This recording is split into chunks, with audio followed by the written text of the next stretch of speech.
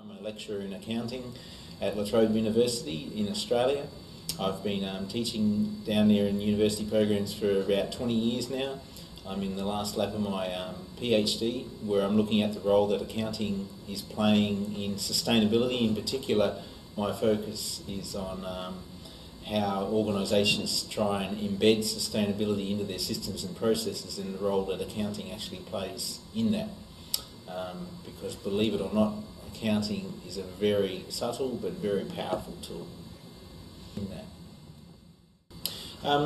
When I first started out on my road down this, when I've been looking at accounting and sustainability, there's a debate in the literature, in the social and environmental accounting literature, and some say that, you know, if we change accounting, then we can bring about change within organisations and society. However, and I was sort of somewhat in agreement with that perspective. As I've been looking at this over the last 5-6 years, what I've found is that there are power structures in society that accounting will never change, and that accounting is actually a technology that gets employed by powerful elites to push agendas, basically.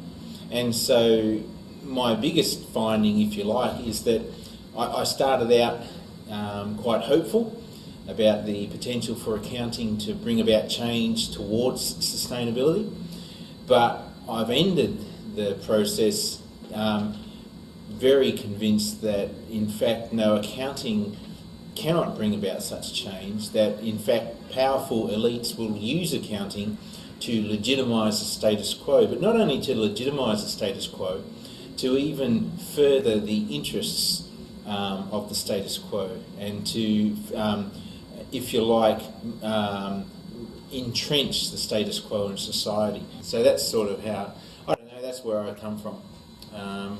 So in a lot of this, it's ideology, though. When I look at free markets and the neo-liberalist reforms that happened in the 1980s and 1990s in Australia, when you think about it, where does neoliberalism come from? It came from think tanks, people like the Chicago School of Economics, people like Milton Friedman, who still today espouse the fantastic benefits of the free market.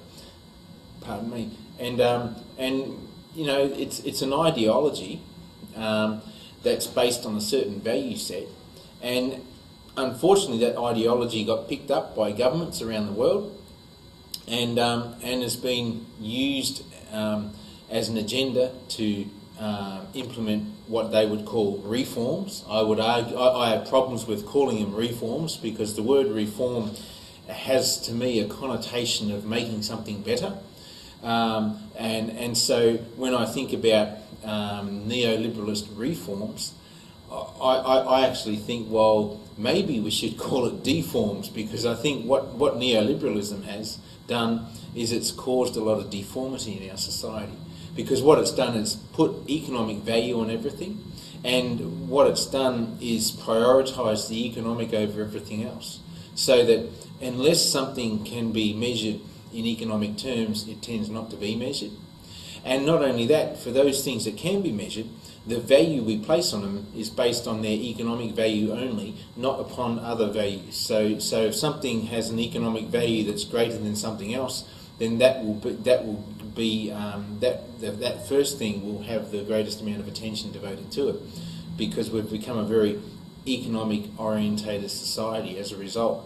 I mean, we've commodified everything. Even education, we've commodified education. We've turned our universities into basically profit centres. And so what's happened is, what neoliberalism has done is pushed our society into a paradigm of thinking that the economic is the most important, and once we've dealt with the economic, then we can turn around and think about the environment and the social.